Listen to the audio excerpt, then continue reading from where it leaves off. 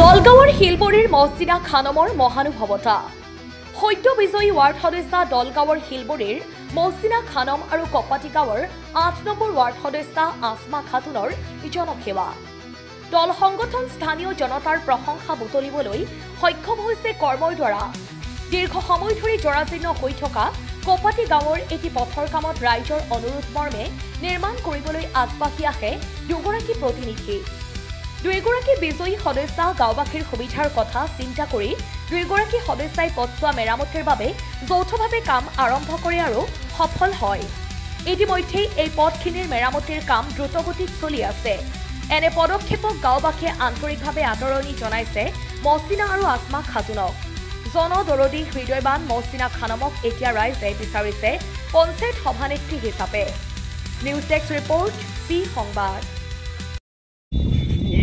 উদ্দেশ্যৰ কথাও নহয় কোনো হেৰিও নহয় মানুহবিলাকৰ অসুবিধা হৈ আছে সবেই গৈ অভিযোগ জনাইছে যিহেতু পঞ্চায়তৰ সভানেত্ৰী হিচাপে সবেই মানে সব ৰাইজে সব সদস্যই মোক চাপৰ্ট কৰি আছে যিহেতু অলপ অলপ দি পেলাই আৰু সহায় কৰি আছোঁ ৰাইজৰ সহায়ত যিবিলাক ৱাৰ্ড মেম্বাৰ ওলাই গৈছে তেওঁলোকৰ সহযোগত অলপ অলপ কাম কৰি দি আছোঁ এইটো বেলেগ মেটাৰ নহয় জনসাধাৰণৰ এনেকুৱা কাম কৰি আপোনাৰ কেনেকুৱা লাগে আগৰ পৰাই জনসাধাৰণৰ অলপ চলপ কিবা যদি মানে সিহঁতৰ কামত আহিব পাৰোঁ আগৰ পৰাই মোৰ এটা ভাল মানে লাগে যে এতিয়া ৰাস্তাৰ কামৰ কথাই নহয় বা বেলেগ কথাই নহয় যিকোনো কাম মই কৰি ভাল পাওঁ হয় এতিয়া আপোনাৰ শিলবৰী গাঁও পঞ্চায়তৰ ৰাইজক কিবা ক'ব নেকি যিহেতু যি ধৰণৰ প্ৰশংসনীয় পদক্ষেপ ৰাইজেও প্ৰশংসা দি আছে আপুনি কিবা ক'ব নেকি হয় সকলো ৰাইজৰে মই আন্তৰিকভাৱে ধন্যবাদ জ্ঞাপন কৰিছোঁ যিহেতু চবেই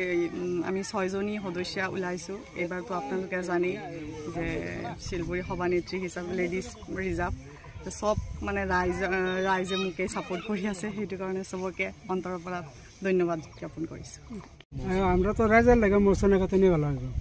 কিহৰ কাৰণে এই ৰাইজেৰ উন্নতি হইব ৰাস্তা ঘাটেৰ উন্নতি হইব আপুনি এনেকুৱা কি উন্নতি দেখা পাইছে উন্নতি মানে সেই প্রথমে আহিছে আহিলে মানে একটা আইডিয়া আছে অনুমানিক আছে তো এই ভাল মানুহ ৰাইজৰ উপকাৰ হ'ব ভাল কাম হ'ব আৰু এনেকুৱা দুই এটা কাম কৰিছে না নাই কৰিছে আৰু এই 2 নম্বৰ 3 নম্বৰতো কৰিছে আমাৰ ইয়াতে কৰি আছে এটোতো অহা যোৱা কৰিব নোৱাৰে এনেকুৱা অৱস্থা হৈছে ৰাস্তা এইটো ক'ত কপাটি গাঁও 8 নম্বৰ ৱাৰ্ড এই পথটো দেখা গৈছে বালি পেলাইছে আচলতে কোনে পেলালে বালিটো এইটো চৰকাৰী কাম হৈ আছে নেকি চৰকাৰী নহয় মানে আমি ৰাইজ মিলি পেলাই মানে মহচিনা খানম বাইদেউৰ ঘৰত গৈছিলোঁ গৈ কিনে মানে সমস্যাৰ বিষয়ে ক'লোঁ মানে তেওঁ মানে বুজি পাই আমাৰ এই ৰাস্তাৰ সমস্যাখিনি সমাধান কৰি দি আছে আনুমানিক তথাপি কিমান টকা খৰচ হ'ব আনুমানিক মানে টকাটো বহুত লাগিব মানে অলপ চলপ মানে 5 ডাম্পাৰমান মাল বালু দি মানে সমান কৰি দিব আৰু চেইন কেবল অলপ এইটো মহচিনা খানমে নিজাববীয়াকৈ কৰি আছে নেকি হয় নিজাববীয়া মানে তেখেতৰ মানে যিহেতু মানে পঞ্চায়ত বৰ্ডি গঠন হোৱা নাই মানে তেখেতৰ নিজৰ দলেৰে মানে এই পদক্ষেপটো আপুনি কেনেকুৱা কি ধৰণৰ আখ্যায়িত কৰিব এই পদক্ষেপটো মানে বহুত ধুনীয়া আৰু আমাৰ কাৰণে মানে বহুত ভাল মানে এনেকুৱা সভানেত্ৰী আমাৰ দৰকাৰ মানে তেখেতৰ মানে আগ্ৰহ আছে মানে কাম কৰাৰ আগ্ৰহ আছে আমাৰ মানে কপাটি গাঁৱতে নহয় মানে আৰু 9টা ৱাৰ্ড আছে গোটেইখিনি ৱাৰ্ডতে যিমানখিনি সমস্যা আছে ৰাস্তা ঘাটৰ যিমান সমস্যা আছে গোটেইখিনি সমাধান হ'ব বুলি আমি আশাবাদী তেওঁ উপস্থিত নহ'লে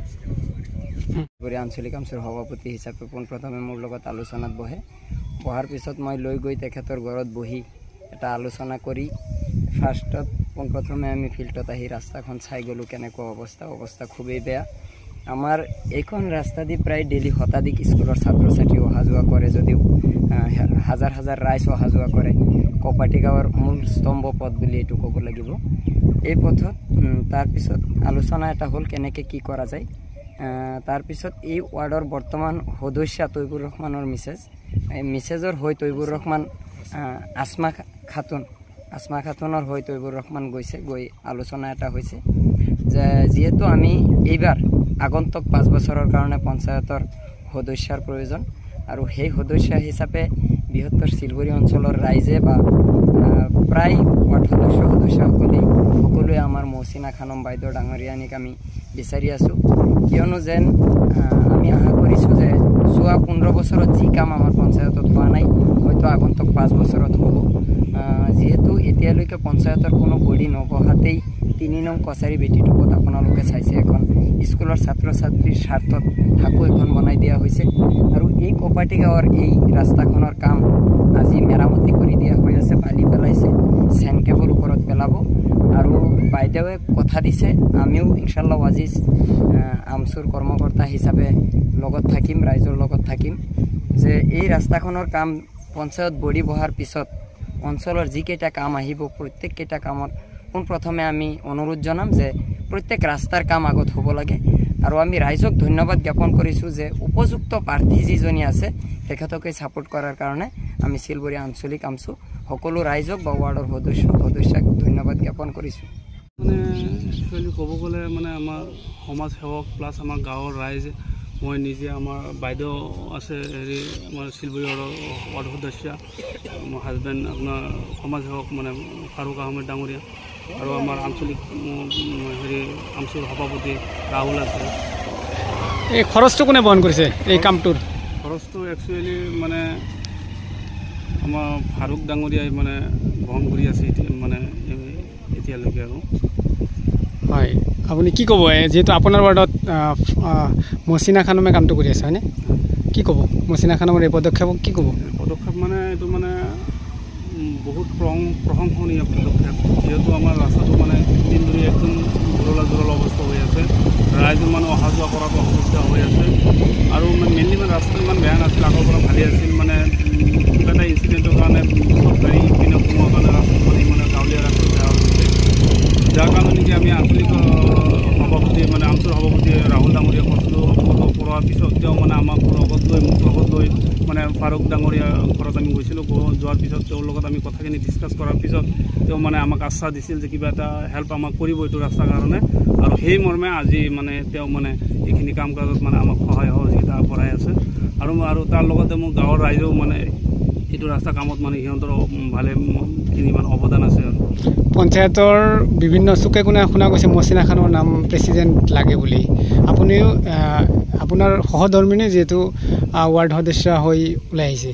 আপুনি ছাপোৰ্ট কৰে নেকি আপোনাৰ সহধৰ্মিনী ছাপোৰ্ট কৰে নেকি নাই চাওক মানে এইটো কথা এনেকৈ মানে পাজৰ লগা আপুনি মানে সোধাত মই প্ৰশ্নটো উত্তৰ দিয়াত মই অসুবিধা পাই আছোঁ যিহেতু ৰাইজেই ৰজা আৰু মোৰ মানে গাঁৱৰ ৰাইজে যদি বিচাৰি আছে যে এজ এ প্ৰেচিডেণ্ট আমাৰ মহচিনা খানম বাইদেউ হওক আমি উইলিংলি আমি মানে ছাপোৰ্ট কৰি দিম আৰু যোগ্য ব্যক্তি হিচাপে আমাক মানে পঞ্চায়তৰ আচলতে ছাপোৰ্টটো এতিয়া পঞ্চায়ত বডি গঠন কৰিবলৈ ৰাইজে নকৰিব আচলতে মেম্বাৰসকলে কৰিব আপুনি কি কয় মেম্বাৰসকলেতো কৰিবই ৰাইজে যি মতামত দিব সেই মতামতৰ ওপৰত ভিত্তি কৰিহে আমি এটা মানে পদক্ষেপ ল'ব পাৰিম যিহেতু ৰাইজে আমাক হেৰি বনাই দিছে মেম্বাৰ বনাই দিছে মোৰ মিছেছক